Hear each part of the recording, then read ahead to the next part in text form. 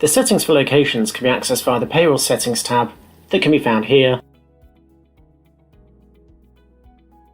and also here. You can find the locations page under the Pay Run settings here. This screen allows you to assign locations to employees which can later be used to report the costs of each location. It's worth pointing out that a location doesn't have to be a geographical place. It could be a branch or department of your business. To add a new location, simply click on the Add button to the right of the screen. You'll need to enter the following information. The location name. This is a required field.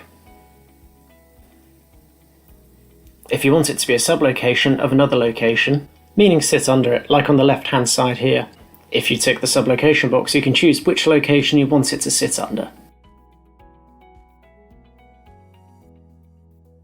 The next setting is whether or not you want the location available to all employees.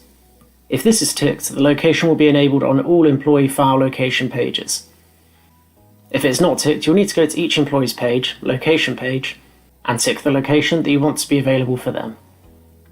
This means, for example, that they will be able to clock on and off against that location, or select it when entering a timesheet. If you tick that this location correlates with a record in another system box, you'll then be able to enter the external ID for this location. The system will check the external ID used and will validate the uniqueness to prevent multiple locations having the same external ID. And finally, you can choose whether or not you want sublocations to report to this location. When this is enabled, reports will not split data into sublocations under this location. All report data will be rolled up and included in this location.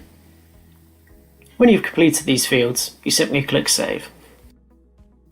You can delete locations. However, it's worth noting if you delete a location, previous data belonging to that location will still be in the system, but you will either not be able to report on it, or it will be lumped into an unknown location field. An alternative to deleting a location is to rename your locations. For example, add deleted in brackets next to it, or old name in brackets. This way they are still in the system, but the bottom of the list clearly labelled. If you would still like to go ahead and delete the location, you can do so by hovering over the location and clicking on the red cross on the right hand side of the page.